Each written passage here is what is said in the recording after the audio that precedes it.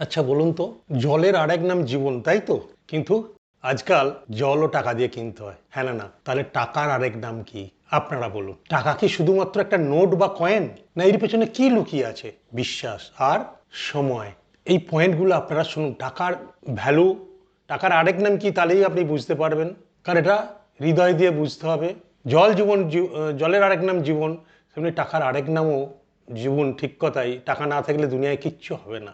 আর সেই টাকাটা আসে কিভাবে? শ্রম, ভালোবাসা, আতঙ্ক, স্বপ্ন, আর লাস্টে সময় দিতে হয়, তবে টাকায় টাকা আনে। আমি বলিস না, টাকায় টাকা আনতে গেলে সময় দিতে হয়, আর জানতে হয়, বুঝতে হয় সেই সময়টায় আপনি টাকাটা কোথায় রাখবেন। আমরা শ্রম দিই, সবাই কাজ করি, আমি আপনি সবাই কাজ করে, সবাই চাকরি করেছে, বড় ছোট সবাই।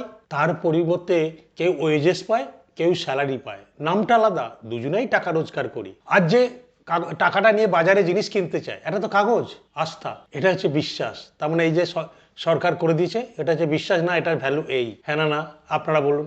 আর 3 নম্বর, আমরা যারা বাবা মা সবাই ছেলে মেয়ের ভবিষ্যতের কথা ভেবে সঞ্চয় করি। সেখানে শুধু টাকা নয়, আমার ভবিষ্যতের স্বপ্ন, এবং সেখান থেকেই চলে আসে সময়। সময় কখন দেবেন? কারণ এই যে ভবিষ্যতের স্বপ্ন, ভবিষ্যৎ পরে হবে, এখন নয়। এখন কামাচ্ছি, ভবিষ্যতে আমাকে সময়ের সাথে সাথে আমার এটার ভ্যালু বাড়বে। টাকায় টাকা নেই, এই টাকাটা কোথায় রাখবেন সেটা হচ্ছে সব থেকে ইম্পর্টেন্ট আপনার কাছে। আজকের ডেটে ইনফ্লেশন সবাই শুনেছেন, মানে জিনিসের দাম। আজকে যে জিনিসটা 100 টাকায় কিনছেন, ঠিক 1 মাস পর বা 2 মাস পর আর ওই জিনিসটা 100 টাকা থাকছে না। তার মানে জিনিসের দাম বাড়ছে। কিন্তু আমার ইনকাম যদি সেই 7%-এর মধ্যেই আমার রিটার্নটা ঘুর করে, মানে আমি যেখানে টাকাটা জমা রেখেছি, তাহলে কি টাকাটা বাড়লো? এদিকেও 7%, ওদিকেও 7%। আপনারা ঠান্ডা মাথায় বলুন। তাহলে নতুন যদি কোনো ইনস্ট্রুমেন্ট না আসে, এই যে স্বপ্ন দেখছেন, জিনিসের দাম বাড়ছে, তাহলে জমাবেন কিভাবে, কোথায় জমাবেন, সেটা জানাটা খুব জরুরি। আজকে আবার আমি বলেছি না, আজকের ডেটে দেখুন, সেই গ্রামের দিকে মাইক বাজতো, ক্যাসেট বাজতো, সব অবসোলেট হয়ে গেছে। এখন সবাই মোবাইলে গান শুনছেন। তেমনি ইনভেস্টমেন্ট প্যাটার্নও অনেক অবসোলেট হয়ে যাচ্ছে।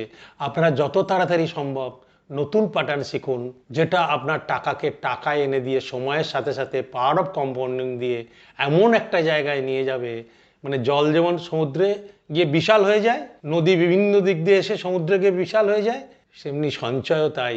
আস্তে আস্তে জমাতে থাকুন, বাট সঠিক জায়গায়, যেখানে ইনফ্লেশনটাকে বিট করে আপনার টাকাকে বাড়িয়ে নিয়ে যাবে, সেখানে টাকা রাখুন।